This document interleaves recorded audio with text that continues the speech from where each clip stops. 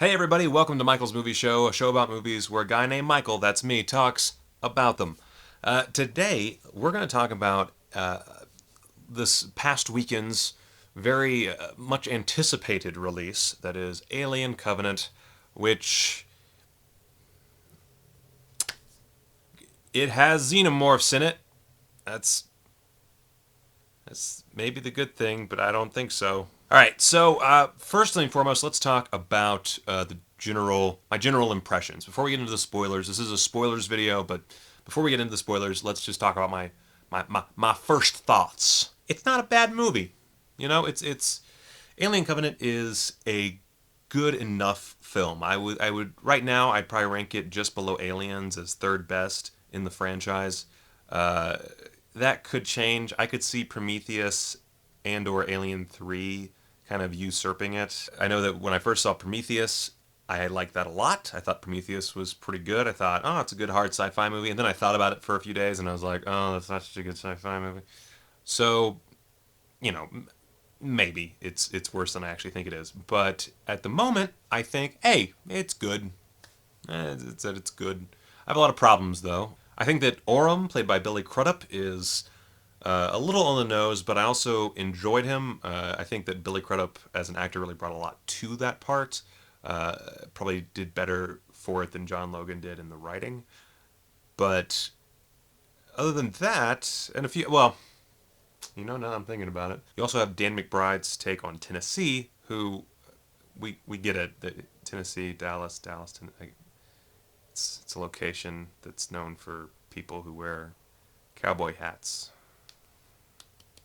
There's a few characters who maybe go and do some really dumb things, who make a lot of Prometheus-esque mistakes, and that's unfortunate. But overall, I mean, you got a great actually two great performances by Michael Fassbender, who easily steals the show. You also have Catherine Waterston playing a very capable female lead. Of course, someone, I don't remember who pointed this out, but someone pointed out in I think a video review that it really just makes it even less cool that Ripley did what she did, because it's just all these badass women are just a dime a dozen in the far future. But whatever, she's good in the movie. I'm not gonna judge her performance based on Ripley. She's Catherine Waterston does a really good job. Aside from those folks, I'm gonna butcher his name, but Damien Bitcher, Bicker, Damien Bitcher. All right, yeah, Damien Bitcher. All right. The Hispanic guy from Weeds. He was the Mexican drug lord slash husband on Weeds, and I liked him then. I like him now. He does a really great job. Other than those, I mean, it's your standard crew. I think they have a very uh, much more natural presence than the crew in Prometheus. I think that to the point where you can actually forgive their mistakes, to a point where it's just like, oh, okay, they're bunch of couples on a mission to repopulate some random planet in the cosmos that has habitable conditions. Yeah, I mean, they're not quite the Roughnecks, the space truckers of Alien, um, but I would say it's a good crew that you can get behind. You feel bad for them when they die. You feel bad for them when they're running around hallways screaming. So I think that that's good. By the same token, there are a few on the crew, a good number, who die, and you're just like, oh yeah, that guy existed. So pros and cons cast wise, but I think everybody does their jobs fairly well. As we get into the spoilers, you'll see that my main problems stem from the script. Uh, it's a very pretty film. Of course, any movie directed by Ridley Scott tends to be really really good looking. Um, but yeah, let's just go move on to this.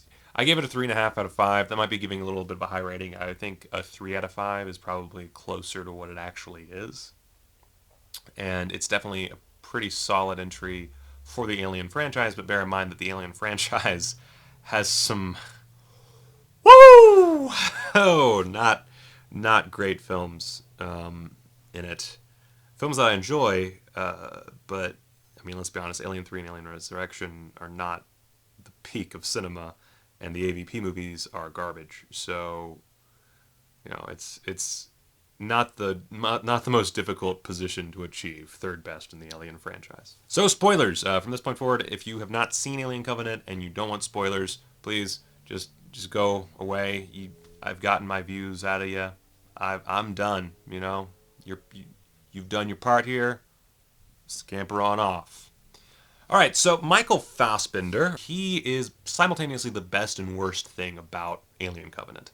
On one hand, both David and Walter, who is a much more American sounding robot to differentiate the two, and also less creative, which I thought was a cool choice. They are fascinating characters, and watching them speak to each other, and even watching them speak to the crew, really is probably the it's probably the best element of the film. And I say that with trepidation because I really enjoyed the build up to the eventual meeting with David. I think that everything before meeting with David is actually the best part of the movie. And then once they meet David, things start to go downhill. That's helped by the fact that David is so intriguing and Michael Fassbender puts in such a great performance that for a while there, you don't realize just how fucking stupid things are getting. You don't realize that you're entering like Island of Dr. Moreau with Marlon Brando levels of stupid, but you're getting there, and eventually the charm wears off, and it's like, oh fuck, they got me. That Ridley Scott, he's a real sneaky devil. Got me once more, I say. Got me once more. I said he wouldn't get me another time, but here I am, staring into my own shit and blood and guts, telling myself he got me again. Is what a crazy person would say. So Michael Fassbender, obviously David is trying to create a new xenomorph, a perfect xenomorph, and through this experimentation, I guess he created the neomorphs, and they are fucking little terrors. They just burst out of people's backs, and they're really gross. They got covered in like placenta and shit when they are birthed. They crack open spines, of course, which spines are always kind of a iffy subject for people. Spines and eyes are like really ugh. And you know, I think so. The third act obviously has a lot of problems.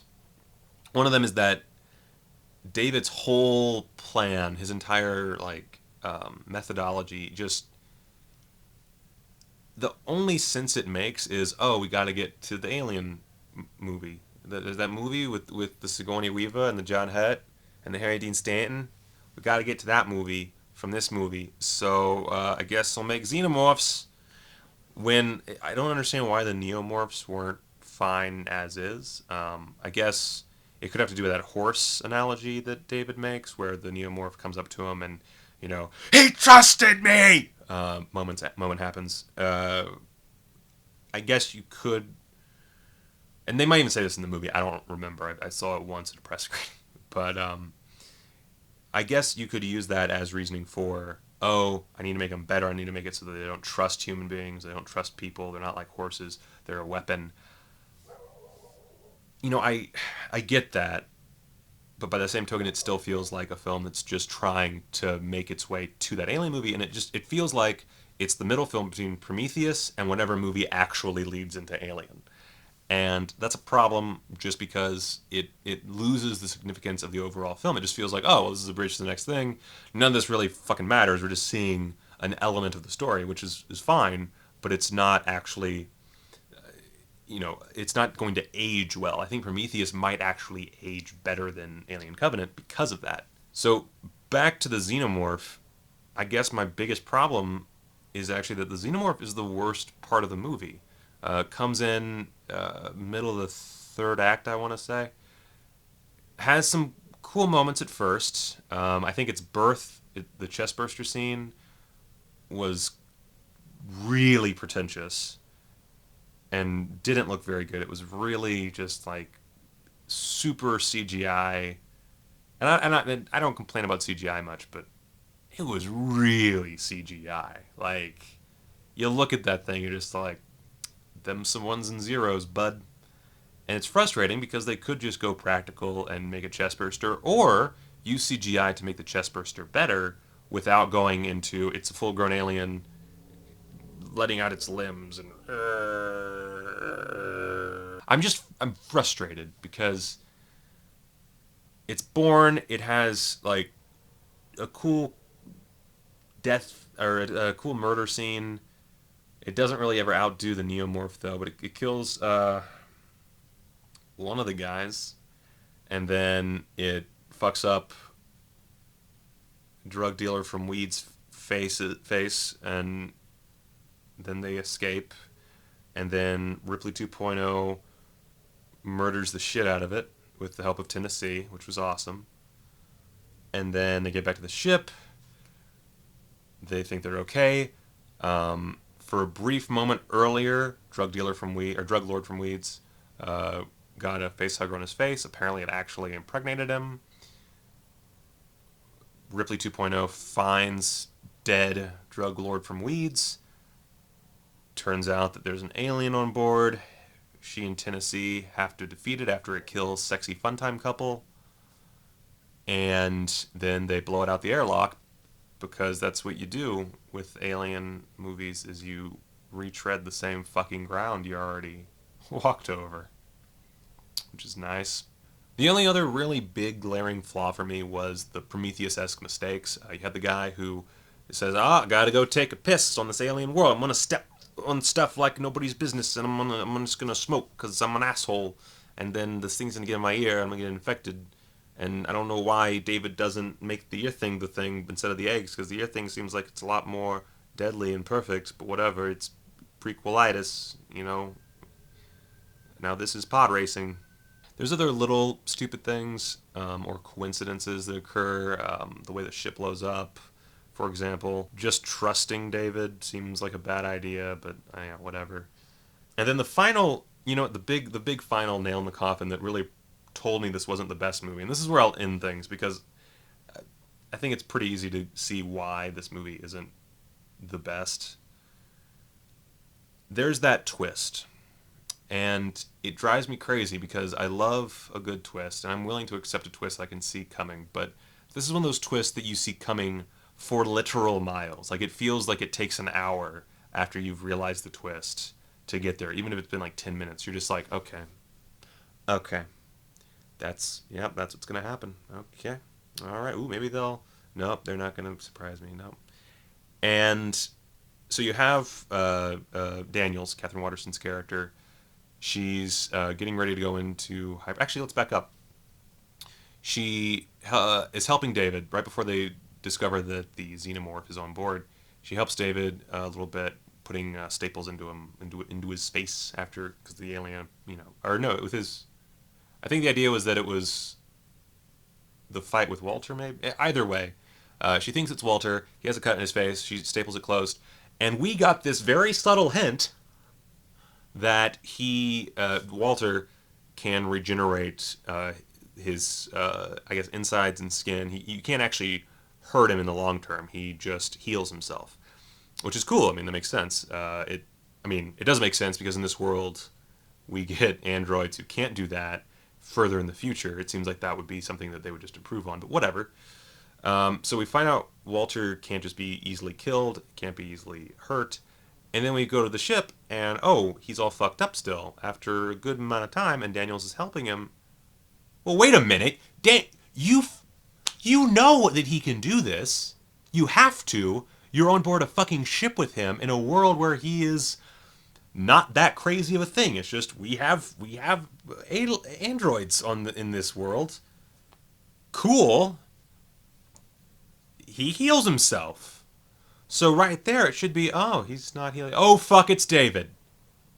I mean, they look the same, but just make the logical leap. And then, of course, she gets into her little pod. She's going to go to sleep for a few years. And she realizes, I don't even remember what line gives it away, because I was too busy thinking, what the fuck's your problem? It's fucking David. But she realizes it. He says, don't let the bed bugs bite. Says some other quip as she falls asleep, surely to die. Although hopefully not, because I'd really like to see her in a sequel. And he walks off, and you see all these people on board the Covenant who are completely unaware of what has happened. And they're all going to die. They're all going to be victims of the alien. He replaces one of the little baby. Uh, uh, it's not a fetus. Is it a fetus? It's a whatever. He replaces one of the little baby things with one of the alien fetuses, feti. And that's the end of the film. And that ending is great. Like, that is a good ending that is completely destroyed by the fact that our character couldn't figure out the most obvious fucking thing in the world. Like, wouldn't you be a little bit concerned the fact that this android that looked just like Walter tried to kill you? The fact that this motherfucker waxes philosophical and is a fucking Hannibal Lecter robot, a Robo Hannibal, and you didn't see him die, and it's just an android looks just like him saying, "It's A-okay, boss. Let's get this show on the road." Like, I'm assuming that when writing this, the idea was, oh, well, the alien gets on board the ship and distracts her, and she forgets. Fuck you.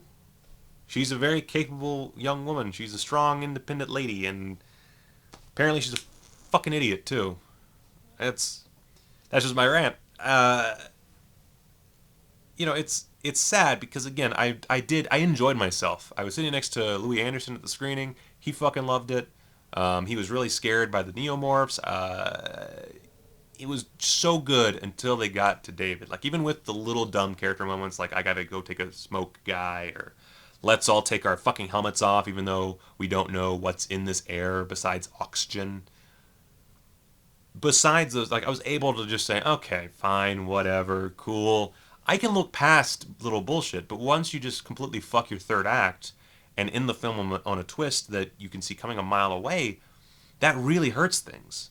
And I'd be curious to see how this does on a rewatch, because I feel like on the rewatch, since you're not worrying so much about these twists, it might help. But then, you know, you go back through the same problem of why can't you tell what the fuck is happening? So, it's one of these things where I wish he would just make a fucking alien movie. I wish Ridley Scott would just make a fucking alien movie, because at very least with Aliens, Alien 3, and Alien Resurrection, you had a different voice essentially making the same movie. There's an alien or more, and we gotta fucking stop him or we're gonna die, and we're in space, and no one can hear you scream there, motherfucker. Like, that's fine. I can take more of that. If you want to add philosophical elements to that, great. I really enjoyed David waxing philosophical. I liked the twist with Byron. It wasn't Byron, it was Shelley. Like, that's a great little bit. I thought that was really great. It really helped us delve into David's mind. But fuck, just make another fucking alien movie, because, like, I don't know, maybe if it was just the neomorphs, if they were the main villains or main monsters, I guess David's the main villain, but main monsters, that might work. But as it stands, it just feels like this one pretty okay movie goes, stops right around the time the neomorph dies, right around the time Orem kills the neomorph. Right around there, suddenly things just go straight to Lazy Town, and it fucks up the rest of the movie pretty badly. And at least with Prometheus, you don't have that problem. Prometheus feels like its own movie through and through to the very end. This one, it feels like it just stops, and suddenly, oh, we gotta have a xenomorph, guys. We gotta finish the movie, guys. So we gotta put a xenomorph in here. Can we get that xenomorph? Thanks. No, don't use the costume. We'll use some shitty CGI. It's fine. That's what it feels like. And, it's a tonal inconsistency that I see more and more in these fucking prequels and superhero movies and retreads, reboots. Tonal consistency is important. If you're going to change things up, change things up. That's fine. Kudos to changing things up. I like that. In this case, if they just kept it with the neomorphs and maybe had like a big bad neomorph at the end, that would have worked. But having the xenomorphs practically full-fledged out of just random eggs and negating like the Alien Queen, for example, just kind of like ignoring all these things. And it's like, oh, I got these eggs. Yeah, I got this carton of eggs. My name is David, and I talk like this, and I got this carton of eggs. You should look at my carton of eggs, and I promise nothing will attach to your face, Mr. Religious Fanatic Man. Like, uh, I really, it's funny. I did like this movie. I did enjoy it. It's just, it's so flawed and so obviously flawed. And the frustration I have is really like if Neil Blomkamp had made his movie, at least it might have been something a little bit different. It would have been Neil Blomkamp style. And this is just Ridley Scott with his own style. Just he keeps on going back. It's like I gotta tell a creation myth. My name is Ridley Scott. I talk like this. I gotta make a creation myth here, and it's gonna be all the fanboys want the fucking xenomorph. Okay, well fuck it, xenomorph. There we go. Can I go back to my creation story now? It seems like he's just an old man who wants to do his thing, and that's fine. You can do your thing, Ridley, but maybe don't fuck up the franchise you started, bro. Where the fuck is Dan O'Bannon? Hey, Dan O'Bannon. Oh, he's dead. Dan O'Bannon's dead, and he's rolling in his fucking grave because no one get his fucking Alien franchise right except for James Cameron, and James Cameron's too busy making 15 fucking sequels to Avatar. I had problems with this movie. End of the day, if you haven't seen it yet, congratulations, you know what happens, but I think it's an entertaining film. It's super tense for a long time. It really builds and builds. It has characters that you like, even if they make really fucking stupid mistakes. And you get a really, really, really great performance from Michael Fassbender. It's just too bad that once his second self shows up, the movie kind of stops being good. I'm really bad at selling this. Hey guys, thank you for watching Michael's Movie Show. I'm going to be trying to put out more of these. If people want them, I had a few friends say that they really liked my review style. Obviously this wasn't much of, it was, just a little spoiler chat. I'll probably do more videos like this in the future instead of just straight reviews. I'm also going to not drop my phone constantly so that I do this weird thing. I'm probably going to do a lot of just like analytical reviews, kind of maybe some lists. I'm not 100% sure yet. I'm kind of doing this as a side thing. I have a very busy life. I have a couple movies I'm working on. And it's just, I'm constantly going. But if you like what you saw today, if you like my stupid voice, if you like my opinions or like hearing my opinions and maybe arguing with me, please subscribe. And also follow me on Twitter at Michael Keane and on Instagram at mbkeane. And I look forward to reading your comments, whether they be nice or mean. So have a good one.